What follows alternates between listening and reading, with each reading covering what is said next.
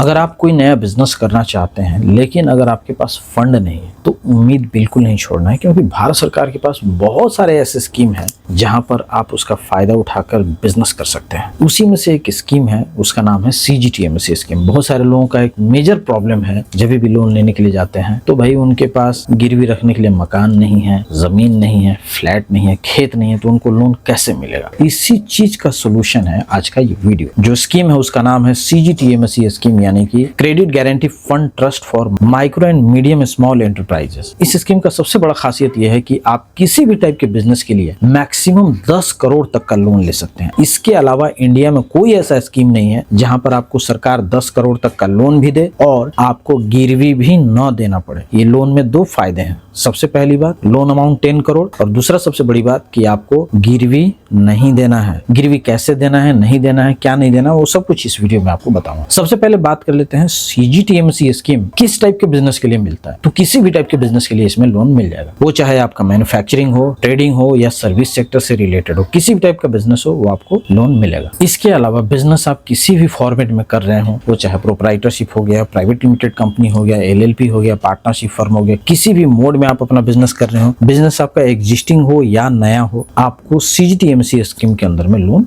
मिल जाएगा। आपके दिमाग में एक क्वेश्चन आ रहा होगा कि क्या इस स्कीम में भी PMGP स्कीम टाइप का कोई सब्सिडी भी है? तो इसका आंसर है नहीं। CGTMSE स्कीम में किसी भी टाइप का आपको ऐसे सब्सिडी तो नहीं मिल रहा है, लेकिन आपका जो भी कोलैटरल यानी कि जो भी गिरवी का अमाउंट है, अगर उसको सरकार माफ कर दे रही है तो आप मान लीजिए कि यही आपके लिए सब्सिडी था। CGTMSE स्कीम का लोन आप किन किन बैंकों से ले सकते हैं? हर टाइप का बैंक ये लोन देने के लिए रेडी है। जैसे जितने भी टाइप के गवर्नमेंट बैंक है, जैसे SBI हो गया, PNB हो गया, बैंक ऑफ बड़ौदा हो गया, ग्रामीण बैंक हो गया, हर टाइप का ग्रामीण बैंक, जैसे महाराष्ट्र ग्रामीण बैंक, बिहार ग्रामीण बैंक, ऐसे करके बहुत सारे ग्रामीण बैंक होते हैं। तो वो रीजनल बैंक्स भी इस लोन को देंगे। जो बड़े बड़े सरकारी बैंक्स का नाम बताया वो तो देंगे ही देंगे, साथ ही साथ PSU बैंक जो होते हैं, जैसे HDFC हो गया, ICICI हो गया, ये इस टाइप के बड़े बैंक्स भी इसमें लोन देते हैं। लेकिन क्या दिक्कत है ना कि ये जो PSU बैंक है, जो प्राइवेट वाले हैं, ये लोन देने में थोड़ा इंटरेस्टेड कम होते हैं। इसीलिए मेरा सजेशन है, जो हम अपने हर क्लाइंट्स को बताते भी हैं, कि आप जब भी CGTMSE स्कीम के अंदर में लोन लेने के लिए जाएं, आप सीधा जाएं गवर्नमेंट बैंक में, क्योंकि वहां पर लोन आपको जल्दी सैंक्शन होगा और हर टाइप के बिजनेस के लिए आपको तुरंत आपको लोन मिल जाएगा। अगर CGTMSE स्कीम में लोन लेने के लिए जाते हैं तो क्या इसमें सिबिल स्कोर देखा जाता है? तो इसका आंसर है बिल्कुल, सिबिल स्कोर देखा जाता है। आपका सिबिल स्कोर कम से कम 600-650 से ऊपर होना चाहिए। उससे कम में रहता है तो जनरली बैंक ना नुकुर करता है, लेकिन जितना ज्यादा सिबिल स्कोर अच्छा होगा, लोन मिलने का चांसेस भी बढ़ेगा और आपको रेट ऑफ इंटरेस्ट भी कम लगेगा। ये सबसे बड़ी बात है। नेक्स्ट क्वेश्चन है कि क्या क्या इसके लिए आपको डॉक्यूमेंट लगेगा। CGTMSE स्कीम में अगर आप लोन लेने के लिए जा रहे हैं तो बहुत टाइप के डॉक्यूमेंट लगेंगे। सबसे मेजर डॉक्यूमेंट इसके लिए आता है प्रोजेक्ट रिपोर्ट। बिना प्रोजेक्ट रिपोर्ट के लोन बिल्कुल नहीं मिलता है, याद रखिएगा, क्योंकि प्रोजेक्ट रिपोर्ट एक ऐसा डॉक्यूमेंट है, जो भी आप यहाँ पे देख रहे हैं, एक ऐसा डॉक्यूमेंट है जहां पर आपके बिजनेस का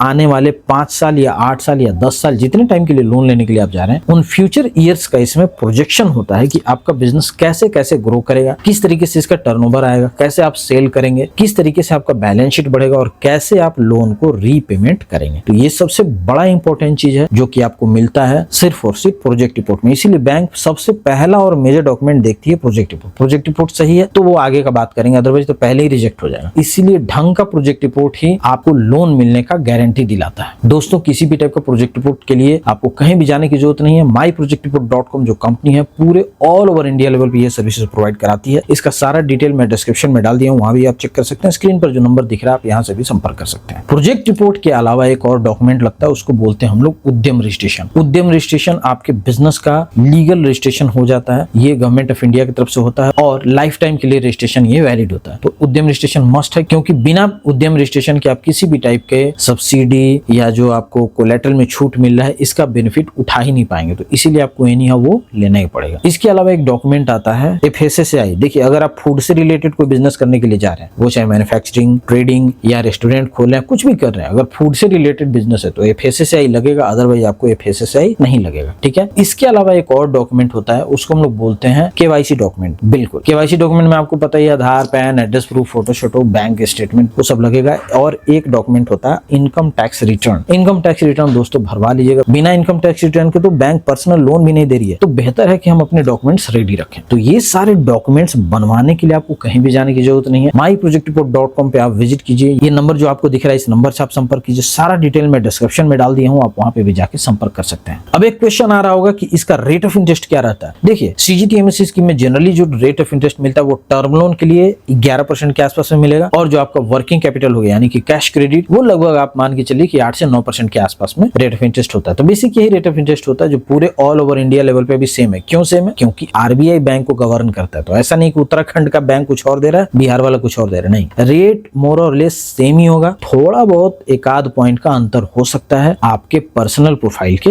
वजह से। आपका सिविल स्कोर बहुत अच्छा है तो हो सकता है कि आपको 11% की जगह पे 10.9% के बेसिस में रेट ऑफ इंटरेस्ट मिल जाए। अगर किसी का ठीक नहीं है तो उसको 11% की जगह 11.5%। तो इस तरीके से चीजें होती है। बट जो स्टैंडर्ड अभी की डेट में चल रहा है, हम जब भी अप्लाई करते हैं तो 11% रेट ऑफ इंटरेस्ट लेके अप्लाई करते हैं। क्या बैंक सीजीटीएमएससी लोन रिजेक्ट करता है? तो इसका आंसर है यस, करता है। लेकिन कब करता है? तो कुछ पॉइंट्स मैं आपको बता रहा हूं, इन्हीं पॉइंट्स को देखकर बैंक रिजेक्ट करता है। सबसे पहली चीज, आपका जो भी फाइनेंशियल प्रोजेक्शन है वही गलत है, यानी कि प्रोजेक्ट रिपोर्ट सही नहीं है या अधूरा है या गलत बना हुआ। तो पहला नंबर पॉइंट है कि अगर आपका डॉक्यूमेंट बेसिक सही नहीं है तो आपका लोन तो रिजेक्ट होगा, ये तो बेसिक कॉमन सी बात है। दूसरा नंबर पॉइंट, आपने आईटीआर नहीं भरा है। कम से कम 2 साल का आईटीआर इसमें चाहिए होता है। कोई भी बैंक अगर आपको लोन देती है, बिजनेस लोन खास करके, तो मिनिमम 2 इयर्स का आईटीआर वो मांगते ही मांगते हैं। अगर आपने आईटीआर पिछले साल का नहीं भरवाया तो टेंशन की बात नहीं है, भरा जाएगा। कुछ फाइन लगेंगे, सरकार को देने पड़ते हैं, लेकिन भरा जाएगा, टेंशन मत लीजिए। नंबर पे कॉल कीजिए, डिस्क्रिप्शन में सारा डिटेल मैंने दे दिया। इसके अलावा तीसरा नंबर पॉइंट आता है आपका वीक सिविल स्कोर। जब मैंने आपको स्टार्टिंग बताया, अगर आपका सिविल स्कोर 500 है, एक एग्जांपल बता रहा हूँ, किसी का 450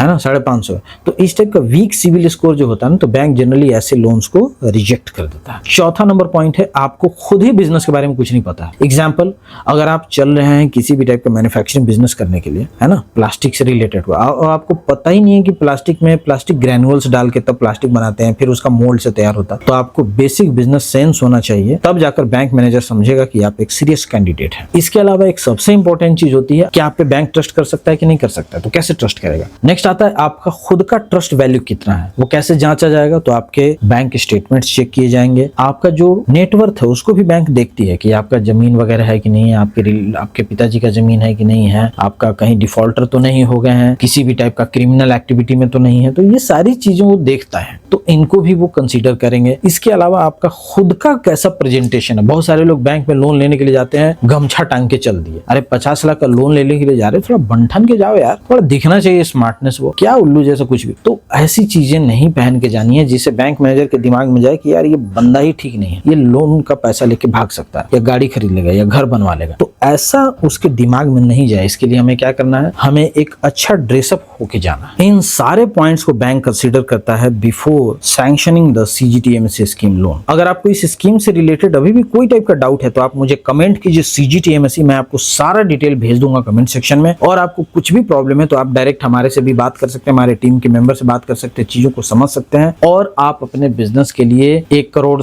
या 10 करोड़ जितना आपको लोन लेना आप ले सकते हैं। सीजीटीएमएससी स्कीम का फायदा उठाइए और अपना बिजनेस करने का सपना पूरा कीजिए, अपना सपना साकार कीजिए। उम्मीद है आपको वीडियो पसंद आया होगा। पूरा वीडियो देखने के लिए आपका बहुत बहुत धन्यवाद। Thank you so much, take care, bye bye.